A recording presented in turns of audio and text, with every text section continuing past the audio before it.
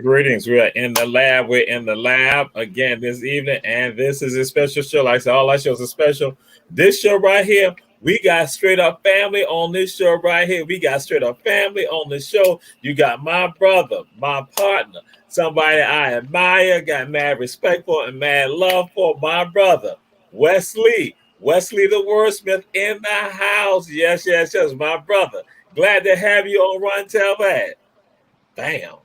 Hey, all the love, blessings, admiration, the kudos, all of the edification is reciprocated times 100, right? I've learned a lot from you, and I'm grateful to be able to share a platform with you once again to share some more greatness that will be pouring into the Black community from the Black community. You understand me? So thank you, my brother. Thank you. That's what we're talking about. Like I tell folks, this show this is an easy show right here. This is an easy show. Like other, they be tied up, they all other stuff.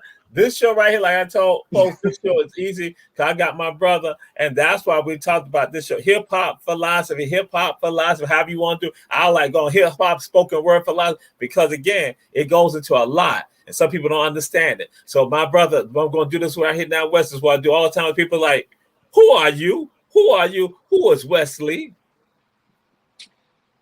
Man, that's one of the hardest questions to answer because I got to figure out which parts of myself are appropriate to deliver at certain points in time, right?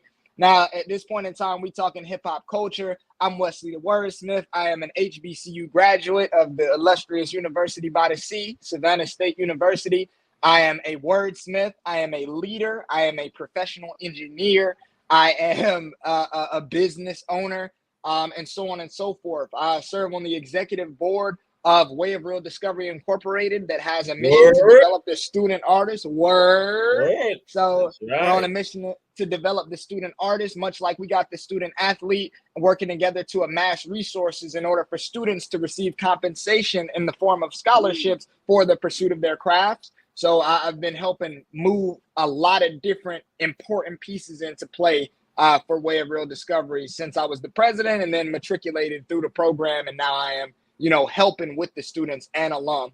And I also am the founder and CEO of Bonsai Productions, which is an audio-visual production company that is on a mission to eliminate the starving artist. Now, when I say eliminate that, it's addressing the why behind the starving artist. Artists are starving because they don't understand the economics in regards to the music industry. So they only know of one way to make money off of music, and they think that's to throw money at their problems. Now, what we bring to the table is not only education on the way that you can actually make money off of your art, but we also bring education on personal financial matters and different ways that you can navigate the economy to your advantage so that you can provide yourself with the bare necessities of life so that you don't have to struggle as you pursue your arts, right? But not only that, we're also working on amassing or in the process of amassing an affordable resource network for high quality audio and visual production. All right. And so my brother, where are you from?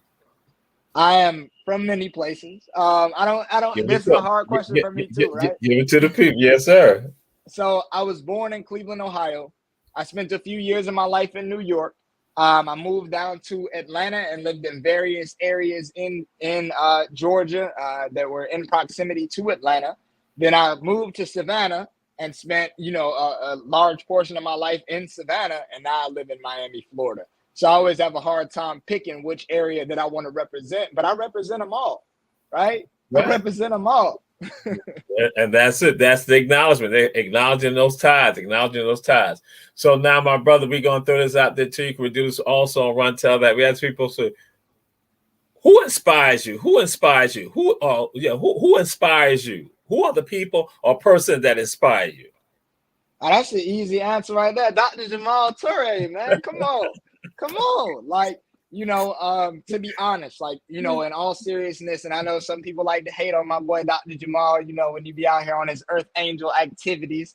But Dr. Jamal has had a significant positive impact on my life. And he's one of the few people that I have enough respect for that I consider him a mentor to me personally. I'm very strong-willed. I'm very strong-minded. I'm very intelligent, and I'm willing to go to the lengths that others are not in order to ensure success for myself and those around me. So it is hard for me to look at people and be like, oh, this person is strong enough to lead me. You know what I mean? And it's not coming from a place of arrogance, but it's coming from a place of acknowledgement of the Black excellence that I immerse myself in on a daily, right? Yes. So Dr. Jamal is one of those people that I have close access to that has inspired me. Not only through his direct influence on me, but seeing what his impact is on other people, the communities around him, and his passion for doing those things. So that's number one. Yes, sir. Then we talk the other ones that I don't necessarily know as people, but I'm inspired by their accomplishments along their journey and what those have put others in the position to accomplish. So yes, Jay-Z. Right, Jay-Z. You can't talk hip hop greatness without talking Jay-Z, because he put other people in the position to become millionaires and billionaires. That's what it's all about. Yes. Then we talk Common, because Common not only exists in the political scene, but he represents what it means to be a part of the humble Black community and moving that poetry, moving the world forward through providing free concerts. He's one of the only Black artists, if not the only Black artist, that has won an Emmy, an Academy Award, and a Grammy Award for what he does, and he keeps it real. So, all right. If I had to pick that's my top three right there. All right. Hey, and man, I respect the same that this brother right here inspires me. And I was going to reflect back to we saw you perform first, then we engaged in a conversation outside the student union.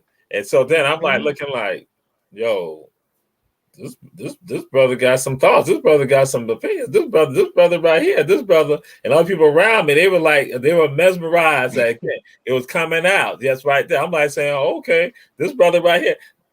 That mind that's right there, that's iron right there. That's straight up iron. So man, respect, and that and continue, and it soars, it goes further. And for the Run Tell That family, we say, Reverend Betty Jones, glad to have you with us again. Reverend Betty Jones, glad to have you with us. And so, yes, indeed, this person right here, this brother right here, is one who inspires me also. And so now we're gonna get into something like we're gonna get into this right here. Yes. So, what song? See, now it's going to be a problem. Let y'all know it's going to be a problem. It's going to be a problem because, as he said, he's an artist. He's an artist, and he created many things. And so now we're going to put him on the spot. What song or songs give you that? But you like it, bam, give you that. So I'm just throwing it out there. You got the platform, as many as you want to name, so that way let the people know you know about them. Yes, sir. Man, so we talking songs that inspire me, or we talking songs that I made that I get inspiration from? Well, I'm like saying that's why you on the show right now. Because I say some of your songs, like I'm gonna say this. It's a song called "Grow" that I'm like, woo. But then the first one hit me. Well, we are rising. And even now, when I think about it, I want to cry with regard to that, because that right there, I'm like saying, anybody, if you would not go and check out YouTube with Myron, and bam, and what Wes does, we are rising, powerful. But I'm just saying, what songs, it can come from you or someone else, but your thoughts, because we're going to be delving even more into you and what you're doing, your product and the work that you got going on. Man, I want to take this opportunity to capitalize on this opportunity to highlight some of my independent artist brothers that make music that inspires me, because the people that are prominent and prevalent, like those that I mentioned that inspire me, they have plenty of opportunities to get shine on platforms like this. So Yes, sir. With that being, and that doesn't mean that they're more inspirational than my boys, right? It's just that they've been doing it for longer and they've done a little bit more things in their breadth of experience that give them that reach. Yes. So Yes, sir. Yes, sir. I want to shout out my boy Too Benji. Somebody y'all all know. He has a song that really resonates with me. It's called Help Me See. And it's so beautiful because I was there with him, like when he was making that, you know what I mean? Like I was a part of that process for him where he sent it over to me and I'm like, oh, this is crazy. And then we had an experience that showed where that song was a direct like foresight into what journey he was about to embark on next for his life, as far as getting clarity of sight through all of like the smoke in the world. You know what I mean? Like how you got kind of that mirage that's in front of you and you kind of seeing things one way, but then you get to that space where you clear your windshield and now the vision is clear. So that song was a precursor to that experience for him. And that resonated heavily with me, you know, because I'm big on keeping it real. We big on keeping it real. That's right. And that's right. That's right. Somebody help me see, you know, and it's literally, it talks about, it outlines all of the things that are real realities that people run from. Like, why is it that all of these people always hating on the next man? You know what I mean? Like, we need to focus on X, Y, and Z. And it's like, I don't see why that's the case. So somebody help me understand it. So it was kind of like what I would call a cry for help, but really more of a cry for help from his higher self, not necessarily from anybody externally. And then boom, it was answered. And to watch it be answered is why that's so inspirational to me. Yes, indeed. And some of y'all know Chris Smith because Chris Smith is a part of Our Black Media. He's part of the engineering and operation for Our Black Media. Also has a co-host for the show, Tribing. So again, so he threw it out there. Too Benji in the house. Too Benji in the house. Again, inspiration. So yes, indeed. So I gotta let y'all sit with that one. Then I pivot to the next one. My brother Julio, man, he got a song that's out right now on all streaming platforms. His name is X Realities. It's called Breathe. And Breathe is so magical because, you know, me and Julio have been making music together since we came into Savannah State. Like, it was a time where we recording with the microphone hanging from the roof joists and Bostic, and we ain't have no pop filter or no mic stand, so we had to put a sock on it. We had to put a sock on the mic because we didn't have we didn't have the right equipment, but it didn't matter. The engineer mixing the song in the car and his left speaker's blown out, so he'd have mixed the whole song on the right side. So it ain't even coming out both speakers. You know what I'm saying? Like, that's it. Some humble beginnings, and we done grown through so many different things. And as far as learning how to sing and understanding the notes, and me learning how to engineer and so on and so forth. And Breathe was one of those songs that I engineered as I was going through that learning process. And it ended up getting like over 40,000 plus streams on Spotify just off the muscle, you know? So imagine being an independent artist, just humble, not even putting no money behind it, nothing, just working with what you got, and to have something that go up 40,000 plus streams, and it's just you and your boy making music. Yes. Right? Yes. And it's beautiful. Like, every single person that's heard it, we've submitted it to R&B Radar playlists and things like that, and they're like, yo, this is incredible, like whatever. And you know, we've been so inspired by the traction that it's gotten that we even made a remix for it that y'all will be hearing about soon. But that's one of the songs that's a staple in my playlist, and it's very inspirational to me as well. Julio in the house, and Julio's family too. Julio's family too in the house. That's right. That's right. Yes. So then you know, my brother Duke, man, I shout him out with me, right? Because Duke, you know, he produced everything that you've heard from me, including Grow. Duke produced that. So I got three more shout outs I'm gonna hit. So one, my brother Duke, man. What he did on the Coke Deluxe with the intro, because he actually is the hook on the intro. So I spit a poem in the beginning of the Coke, which is the intro track. I spit a poem in the beginning, and then the hook is all Duke after that. The I'm rolling solo, I'm out for the night ride.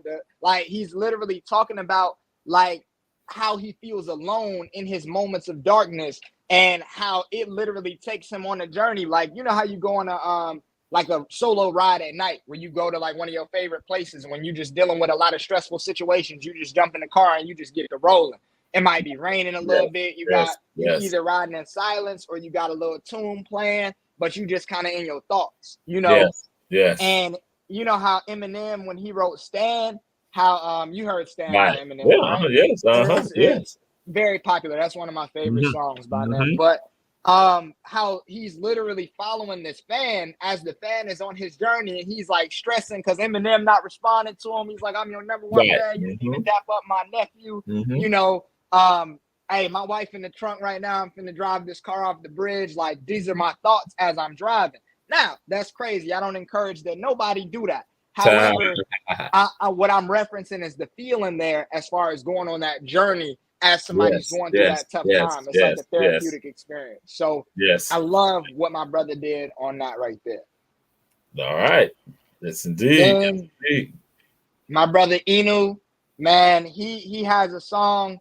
It's called, what is it called? Oh, man, Liquid Matter. Liquid Matter is one of my favorite songs by Inu because he's such a dynamic artist, but the way that his pen navigated the English language to give you the melodies that he gave you on that was crazy. And he was literally using literary devices that I'm not even sure that he knew he was using for real, right? Because he's just one of those artists that he feels his way through the music, whereas I'm more of a logical artist. He like kind of just goes with what feels right. And I love to see that. But in Liquid Matter, he literally personified a whole scenario that people wouldn't even catch on to unless they got that type of, they're tapped in that manner. All right. Okay. So I love to see him get into that creative bag.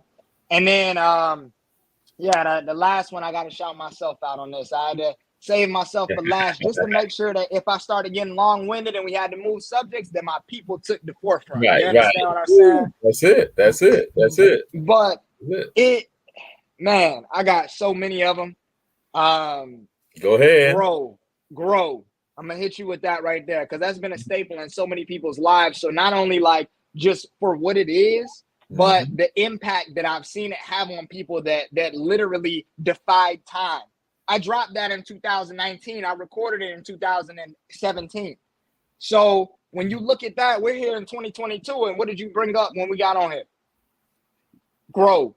Benji, he talked to me about grow. My mama talked to me about grow. People that I ain't met before. One of my employees that I hired and trained up, he came to me. He's like, hey, man, I was on YouTube, bro, and I found Wesley the Wordsmith, man, and I heard a really dope song. So what song you heard? He said, grow, man. That thing hit different. Like, it resonated with me. So to hear that 5 years later is, it's just a sign that we're doing what we're supposed to do, right? It's music that you can grow to. That's the thing. Look, it's two types of music that I make over here where I'm from. We make music that you could grow to and music that you can live to. Yes. All right. You see what I mean? Yes, indeed. So you got that. Then you got off of the latest album, it's called To Whom It May Benefit, where every single track that's on there has some type of benefit to whoever is listening. Right. Yes. And it's all about what you could pull from it. Dear Black student, man. Dear Black student, let's talk about it. You listen to Dear Black Student, right, Doc? Yes, sir. Let's talk about it, man. So I'll kick it off, and then we'll kind of open up a dialogue about it if you cool with that. Absolutely. Because I was going to ask about hip hop and also spoken word, but we can go on with regard to that. Because and the reason why I'm a third, because Wes Dear Black Student, I had just discussed with someone, me and a sister talking earlier today, and talk about how we function and other things like that, how we function, how we carry on just as us as a people. And so when I'm talking to her, and this is a sister who is a college student, sister who got insight. And so in the conversation, one of the things I said that, guess what? When it comes down to us, and right now we're talking about African people, that we spend a large portion of our lives in school. A large portion of our lives are spent in school. And that portion of your life in school can also contribute to you detesting school, not manifesting in school, and if the school system is not working against you also, that the school system can shape, and then what happened, it is like a torture for you to go to school. So, and then what you got to do, you then got to find some people to cleave to. You got some people to cling to. You got to find some people to hold on to you in that environment. So from 12 years, 13 years, 14 years, you are not in a school system. And sometimes that school ain't treating you right. And so then that black student then struggles. That black student, now you see a myriad of thoughts with the black student, and you put it out there. So again, it's the things that then, what are your obligations for you to be in that school? And then how do you navigate through that terrain in that school? And again, and depending on what level you're on, you are a youth. You are a youth and you caught up. Now you got these adults handling you. Then you become a teenager, about to become a young adult, and then bam, then you got so you have institutions now trying to handle you. So Dear Black Student is about now trying to help people to know to navigate with regards to what they should be. Now I said navigate to what they should be. Because again, you got all this other stuff bombarding you and it's hitting you. And so that's why I had to go and say, you're in this system for 14 years, and that's a large part of your life. Large part of your life.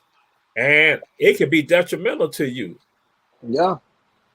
See, me at 26 years of age right now, I haven't even yet doubled that 14 years of being in the system yet, right? I'm still on the cusp of that, right? I'm 26, so I'm only 12 years removed, from a certain portion of that, and only 4 years removed from university, right? But when you look at this, that's what I'm hoping to help guide them through, right? To bring them leadership in that space and say, look, I was exactly where you was at not that long ago, and I went through exactly what you went through, and here I am now, and I'm still growing through these things. But that's the thing. You can't just go through things. You got to grow through things. And a lot of things is not about what's happening to you. It's about what you do with that. It's about how you channel those raw emotions that you're experiencing in that space. And the funny thing about that, man, is that I wrote that after I had an interaction with a black student at Savannah State University. Okay. It was I used to work in the Office of Student Affairs as a student worker. Right. So, I used to see the students that have come in for the discipline because they was acting up and learning different things. And, at one point in time, due to circumstances that were unbeknownst to myself, I ended up in the office on the other side, and I was working there. I'm like, hey, look, it wasn't even me, I ain't do nothing, but you know how things go in that space. Right. But moving to the subject at hand, is the guy was about to fight somebody over, something that was said in like a piece of art. And I seen him. He's somebody I know. Like I dap him up when I see him. We have a pretty good, just kind of in passing relationship. Yes. And I got respect for the brother. He got respect for me because he sees and appreciates what I do as well. But he's somebody that I see do fried chicken Wednesdays. He dresses for success on Wednesday all the time. Right. He's somebody that was on scholarship, that plays sports, that do all of these different things. And I see him as somebody that's respectable and on the up and up. But I also understand by looking at him, because I'm a black man that got a story too, I know he got a story. And I relate to his story. It's kind of one of those what's understood ain't got to be explained things. Right. And if you black with a story, you understand. You feel what I'm saying? So when I look at him, I see that. And when I came, since he knew me as a mutual person, he called me up like, hey, bro, like, your boy Wild, like I want to fight him. Tell him to come outside, this, and that. Now imagine my dismay. I was pissed. I'm like, bro, hey, can I say that on here? All right, but anyway. You can say that. You can say that. Yes, sir. I had to make sure I'm not taking the pool. Yeah. All right, so I was furious. I'll use that. That's a better word. So I was furious, and I'm sitting there. I'm like, what you mean you want to fight him? Like, first of all, he expressing himself in his art. We're this is an art space. I don't even know how you caught word of this because you wasn't even a part of this event, and he didn't say your name. Like you worried about something and it was over a girl. It was over a female. So I'm like, you over here worried about coming to fight, walking all this way to come fight somebody over a female that you're not even gonna be with 2-3 weeks down the line for real. Like, you know how college work, man. So you coming over here. I said, let me ask you something. You tell me where you from. He started talking about where he's from. I said, your parents sent you here because they trust you to be able to represent to the highest standard in their absence. That's why you here. They trust you. So why is it that you're willing to put those things on the line just because you upset? Why is it that you coming over here and let's say you fight him? I'm gonna catch you in my office tomorrow. We gonna be getting ready to talk about you getting expelled or suspended from school. You gonna go home. What you gonna tell your dad? What you gonna tell your mom? Oh yeah, I got suspended because I fought this dude over a female that I'm not even with no more. Yeah. How does that look? Yeah. What are you here for? You're not here for that, bro. Yeah. You see what I mean? What are you here for? You're not even here for that. So that's the type of like I was frustrated. I'm like, he don't want to fight you. He ain't even worried about you. He don't even know you for real. And you dress for success every Wednesday, and you look good when you do it. You hear you play sports, and you getting different jobs and different things and opportunities, building your resume here. Your family trusts you. I said, how many people have done what you've been doing from your hood? He's like, nah, man, I'm probably the only one. I said, why you gonna throw that away? For what? Okay. And we had that talk. I was frustrated. And literally right after that conversation, I went home and I wrote this piece. All right. Yes, sir. Yes, sir. Yes, sir. Dear Black student, what are you here for? Diplomas, degrees, differentiation. Dear Black student, why do you read? To learn. Dear Black student, why do you study? To remember what I've learned. So, man. And you gotta navigate through that landscape, and that landscape can be treacherous. And so then, because you've been bothered with all this other stuff, and it comes at you. So that's why, again, just like what we're looking at and what we're hearing, that this is a part of the dynamics that we got to deal with, and we got to deal with this as African people. And so that's why we need to have processes and have things that help us to be inspired, to lift us up, to guide us, so that we know what we should be doing, how we need to be functioning. Because it is real. It is absolutely real. So my brother, I'm asking you this: what is hip hop to you? What is hip hop to you? And it's all to the run. Tell that our family. We say share. Hit the share. Share with other folks so they can get this right here. So, what is hip hop to you, brother? Man, hip hop to me is an immersive cultural experience that was cultivated by Black people, for Black people, and has evolved to be welcoming of people of all races, because it is a platform in which you utilize your art to tell your story, whatever that may be. And that's, we talk about hip hop. Hip hop is a culture. Rap is actually one of the core elements of hip hop, but rap and hip hop is not the same. Hip hop is the umbrella. Poetry is a core element of hip hop. But you know what I mean? Poetry is a core element of hip hop, but it's not rap. And rap is not poetry. Poetry is an element of hip hop because hip hop is the umbrella. So, even certain elements of R&B are a part of the hip hop culture. Jazz is a part of the hip hop culture. Dance is a part of the hip hop culture. That's what it was intended to be. And I think a lot of people get those lines blurred. And additionally, hip hop is a place for mentorship. Now, let me tell you why I said that, because that's crazy, right? Because of the type of stuff we hear being propelled in hip hop right now.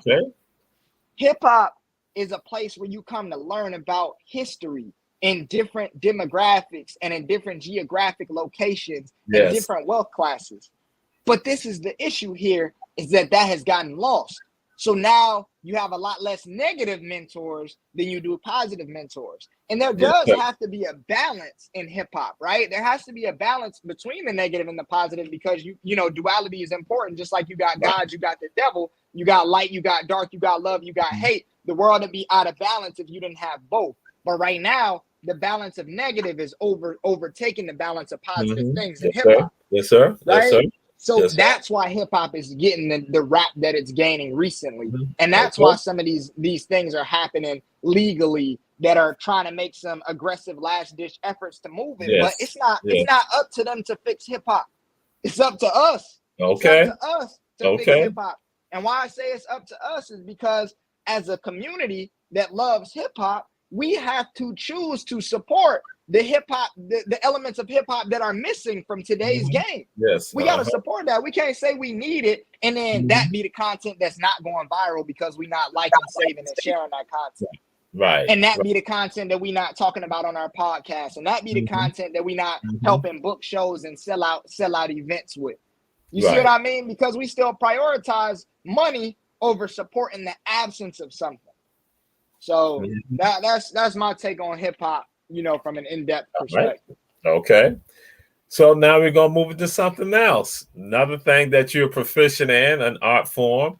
And so just to share this with the Run Tell That family, there's this tradition that comes from Africa. We got Coach Bernard Brown, Brother Bernard Brown in the house, Bernard Brown in Atlanta, ATL of America After Dark. Now I'm gonna let you know, just like Wes, you got concerned about saying piss on you were pissed on this show right here. Oh, America After Dark. They are raw and uncut. We are raw and uncut. I just be the angel on the show. But then I'm gonna throw this out there that with regards to an art form, and they're gonna say in this tradition going back to Africa, you have something called the Yama. Yama. It is a powerful force, and the powerful force is the word. It's the word. It's the word. And so you have two things to control the word, this powerful word, this entity, this force that some people call it the vital force, which is the blacksmith. And then also you have the wordsmith. That's the person who can shape and control that vital force. So my brother, what is this vital force known as spoken word in your mind? What is the thoughts on that? Great question, right? Hold on. Can you hear me? Yes, sir. We can hear you. Uh-huh. Okay. Hold on 1 second, Doc. Sorry about that. I ain't starting out, Bernard. I was just sharing with my brother, Bernard, Brother B. I was just sharing the love. I just let him know about America After Dark and the other listeners and viewers. Tell that. I'm just letting them know. Brother Bernard, honestly on your head, but that's a separate show. I'm not going to talk about that on Run Tell That. I got to come see what y'all talking about on that show. Yes, indeed. All right. So my brother, that is an incredible question. And I mean, it's complicated, right? All right. It's very complicated. But like you've taught me before, the word is an uncontrollable force that can be used for either destruction or the creation of things. And that's exactly what spoken word is like, you have a concept called primacy. I'm sure a lot of people are familiar with primacy, right? It's essentially what you learn first is what you learn the best, right? Uh-huh. And when we talk about the word, the saying that you can't take back words after they've been said. So you got to be careful what you say, because even if they forgive you, the pain is still there, or the memory of that pain is still going to be able to be recollected. Yeah. So when you talk about the spoken word, it's the energy of your life that you're putting out there to share with other individuals who either need that to indulge, whether that's by way of, metaphysically drinking that as if it was a beverage of life, or eating that as if it's the food for thought, right? Yes, and that food in turn feeds your soul. So you got to be conscious about what you're putting out there. But not only that, you got to be conscious about what you indulging in at certain spaces in your own state of being, right? So like if I go to an open mic, I got to be ready and willing to accept other people's energy wholeheartedly. And I got to have enough positive energy in myself stored up and poured into my cup to be able to withstand that negative energy that they're going to put out, if that's what this is. So that's why it's so important to theme your open mic so people understand what they get into. But it's also important to make sure that you're writing on theme so that you giving people what they came ready to receive. Because otherwise you scare your audience away. So I'm going to flip it back to you, Doc. Like, how many times it's been you done came in a word open mic and you there ready for something on some wordsmith caliber, and you start hearing something to make you like, oh no, I gotta turn the live off. See that. Well, okay. All right, y'all y'all heard Wes in the beginning. We threw it about word, and then Tiffany Richardson. Tiffany is a part of the Our Black Media, conglomerate. She's a part of that. She's the producer also, along with Benji. And there are times that I'm on Instagram, I'm on Facebook, and I'm doing the live. And here go. Some artists came up. Some people came up singing.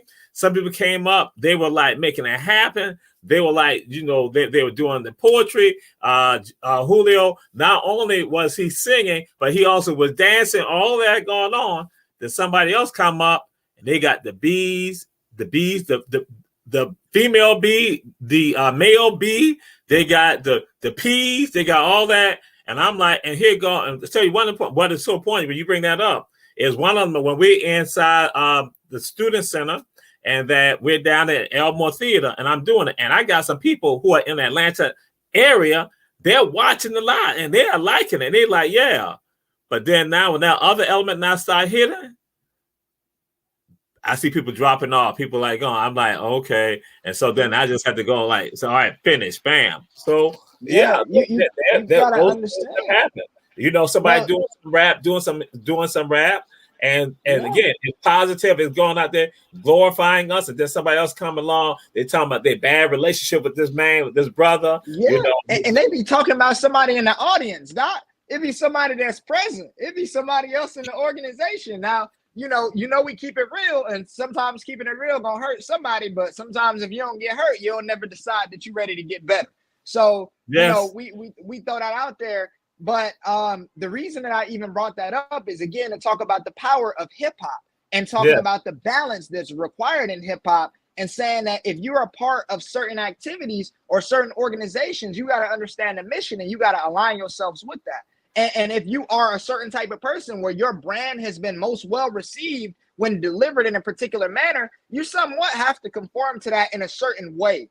And I don't mean that you have to limit the things that you say, but you have to refine the way that you say the things that you say. And that's the beauty of the art form. It's not so much what you say, it's what you feel, and it's how you convey it.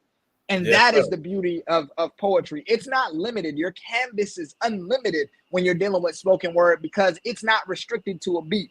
And then moving me to my next point, poetry has just now, this year, gotten recognized as a Grammy category, right?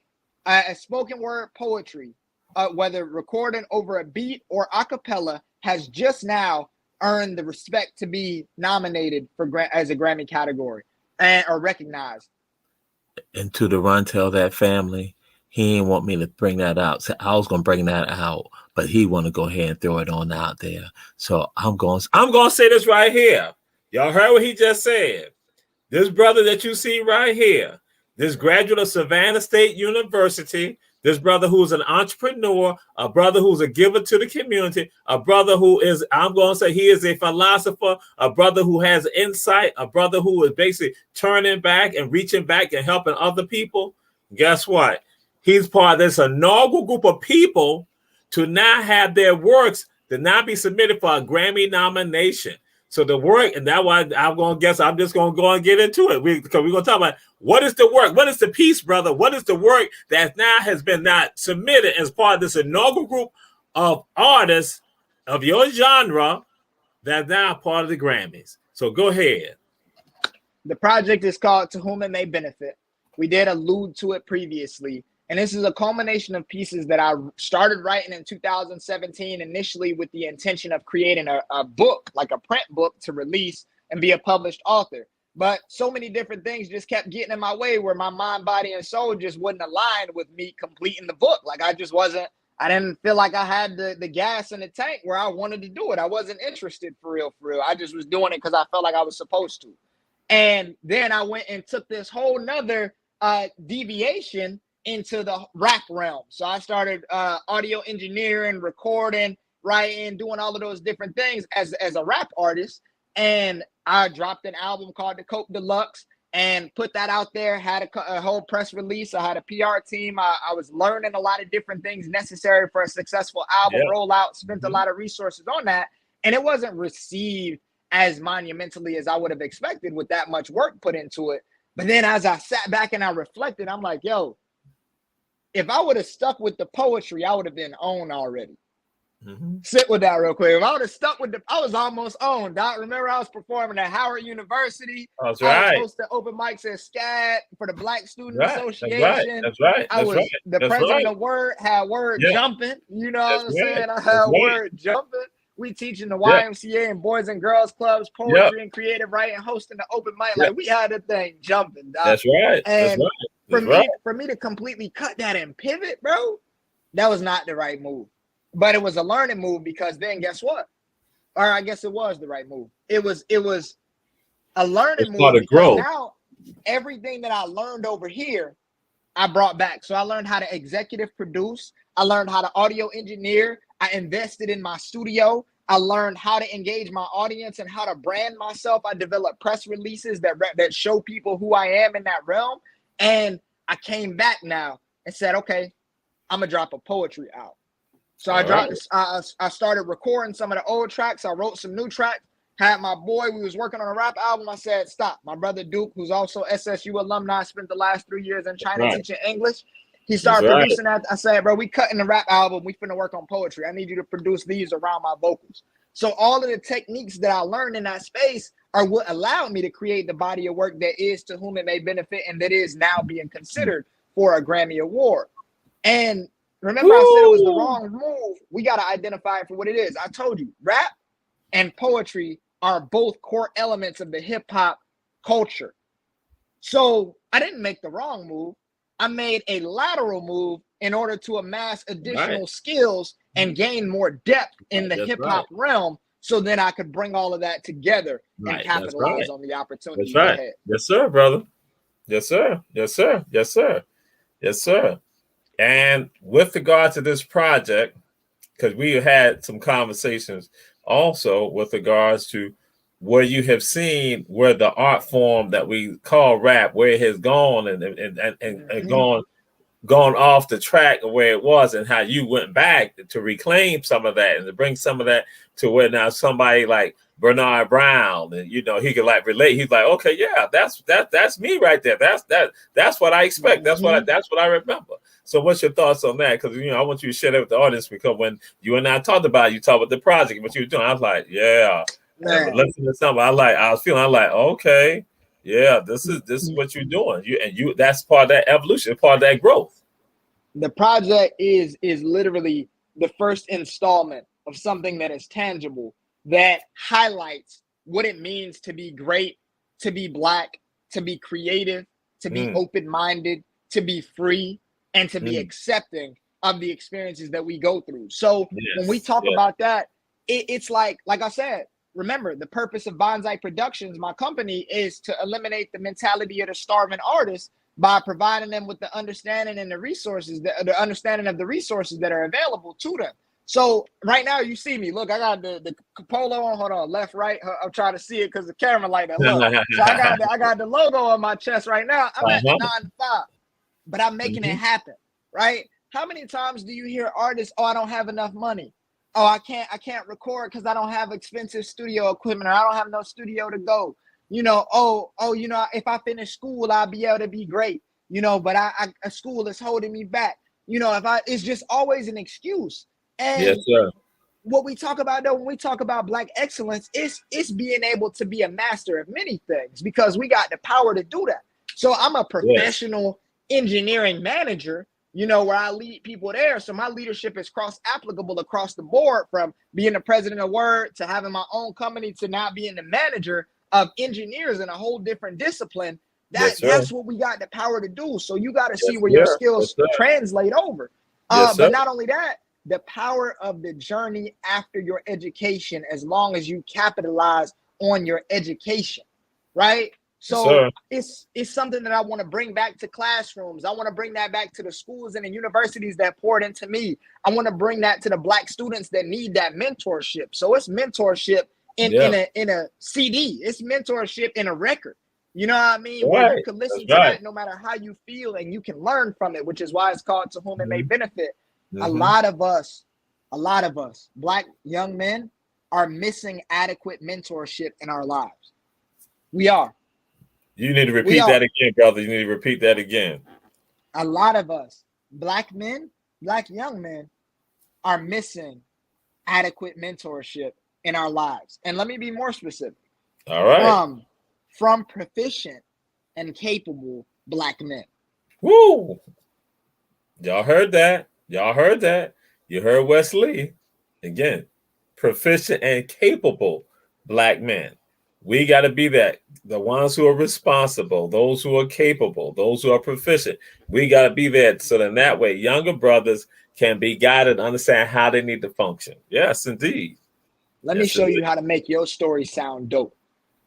If I could put that in the simplest terms ever, that's what that project would be, if I had to put it succinctly, is me being a proficient and capable Black man looking at another young artist that got a lot of creativity to get out and a lot of emotions that he needs to express in an effective manner, and to say, hey man, come here. I've been through what you go through. I Yes. understand what you're going through, and I understand what it looked like on the other side of that. And I promise you, you push through this and you play this right, you'll come out on the other side exponentially greater than you would have had you not had these experiences. Now, take my hand. Let me show you how to make your story sound dope. Yes, yes, yes, yes, absolutely. And Bernard said he got 3 up and coming rappers or artists who then they always have excuses. And so I tell folks, some of that's tied to fear. They say what they want to do, but then there's fear that is attached to it. And so yeah, what you're saying, like, hey, you got to go forward. You got to grow with this right here. Yes, yes, absolutely, absolutely. Mm-hmm. Mm-hmm. So, what are the words that you would give to that brother or sister who is out there right now, who want to go into this? What type of advice? What is some advice that you would give to them? One of the things you would share with them? Don't make no excuses. Like it's just that simple, and I hate to say it like that because all right, yeah, that's all good. I remember being that same person in those shoes where when I was in the professional environment, coming up entry level in my engineering career, starting out early, and I had a division manager, another black brother, he navigated the corporate terrain. He's a director level dude, and he would always pick on me. I'm like, yo, like, watch out. Like, I'm a part-time, I'm new here. You know what I mean? I'm always like trying to get off my back. You tripping. Like, yes, sir. Kind of acting like he was my dad, and like, but we didn't have like a personal rapport, but he was always picking at me. He's like, Sean, why are all of these pulleys and rollers on the floor, man? I'm like, bro, you have a whole housekeeping department that has multiple levels of management that are responsible for that. That's not the responsibility that y'all bestowed upon me. So you should probably go talk to them. He's like, nah, man, that's an excuse. Why you ain't da-da-da-da-da? And I just didn't get it. Like, it just didn't make sense. He come back, he like, hey, Sean, why is this taking so long? I'm like, well, my manager told me that the timeline needed to look like this, although it could get done faster, but that wasn't what we agreed upon. And to me, he said, Sean, he said, did you make that decision? Did they make that decision with you in that office? I said, yeah, but I didn't have the authority to overturn what they decided on. He said, Sean, whatever decision they made, if you was in there, that's your team. That's your decision too. All right. And I'm like, yo, like, it's still frustrating, right? Because it's like, yo, I can't win with this dude, but this is not making sense to me.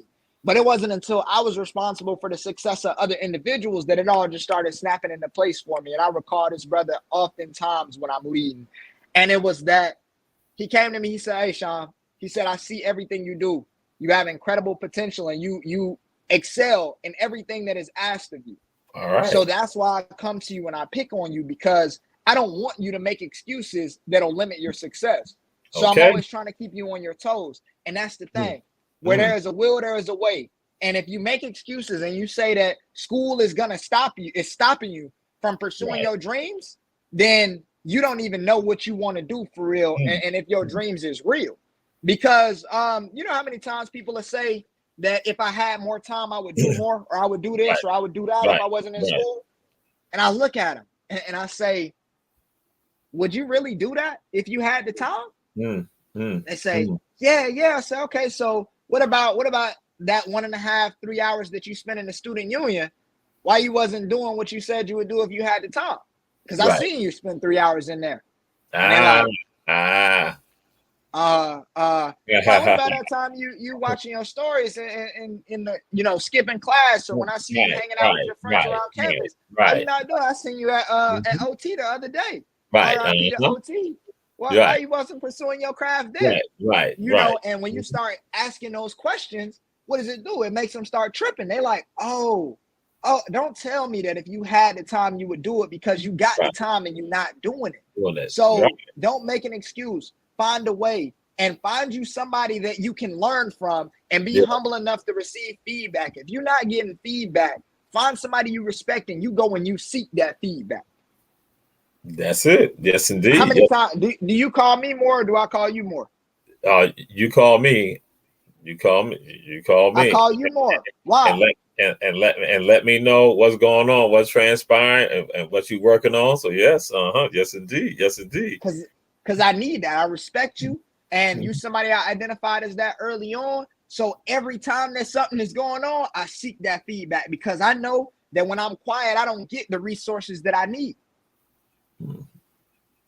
Excellent point. That's right. That's right. That's right. But it's resources out here that I'm humble enough to know that I don't have yet. So you might have something I don't. Okay. I can't get on this show if I don't call you. and so make it happen and make it manifest. That's right. That's right. That's right.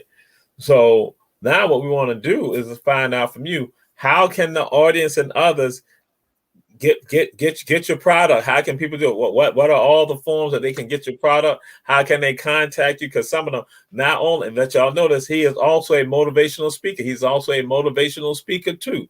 So again, and he can take it to that level. He is a motivational speaker and can touch anyone, regardless of ages. He can touch anyone, from children to young people to young adults to adults to elders. He can do it all. Just say, because the insight that he has, I'm like, incredible. So my brother, go ahead. You got the floor. Man, Wesley the Wordsmith, just as you see it on the screen on my name, Google, YouTube, Spotify, Tidal, Amazon Music, iTunes, Apple Music, everywhere. It's Wesley the Wordsmith. As you see it right there, you can find my music. You can purchase it if you really like it. I got a website, Bonsai Productions. That's BONZEYE Pros, PROS.com. And you can find all of the other artists that's a part of our collective there, as well as what our mission is and some of our other creative elements there. And you can follow those things for updates, man. And I got a journal that'll be dropping soon. It's a guided journal, personalized and engraved, titled To Whom It May Benefit, with the intention of helping guide that true, raw, authentic, and wholesome self-expression within your journal. So it'll have some quotes in there that'll help guide you that are pulled from the album, as well as a few writing prompts and so on and so forth. Yes, sir. Yes, sir. Yes, That's sir. on the way. All right. And now we go to this right here. What are some things that just the person who, not necessarily the artist, but any of us, what are some of the things that you think we need to be about with regards, because some of you shared, and we can go a little deeper with regards to what are some of the things that we need to be doing to advance ourselves and to ourselves and our people? What are the things that you think about that we need to be seeing, what we should be about? Oh, I said this in one of my recent articles, right? It's Canvas Rebel artist interview. And they said, what do you need? Like, what does an artist need to be successful? And how can people support an artist? Community. We need more community.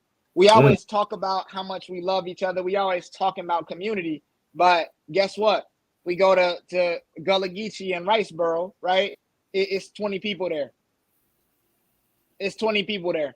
We talk about opening a community farm where people can rent plots of land and they can utilize that to grow food. There's 3 people there.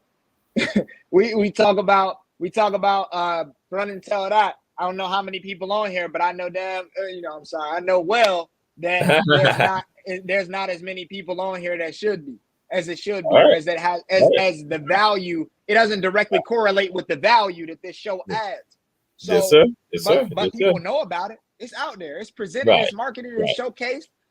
We talk about the open mics. We talk about events. We talk about ticket sales, merch sales, followers. We talk about all that, but we reluctant to truly immerse ourselves in that community that does add value to those around us. Community. Be about it. Stand on it. Support yours. That's why, and I try to be an example of that, because part of community is having community leaders that lead by example. So I want for us to be that. That's why I shouted out my boys before I shouted out me. That's right. That's right. Y'all got to see the value that all of us bring to the table. Leaders eat last. That's right. That's right. That's right. That's right. That's right. That's right. Because again, if you're good at something, we let you be the one to handle it. We don't let our egos get in the way. It's never about ego, but it's about we go. It's about we go. Yes. We go forward. Accept your role. That's right. That's right. Helping the team, that the whole team function, the whole team accelerates and again and is uplifted. So absolutely, and so that's the power.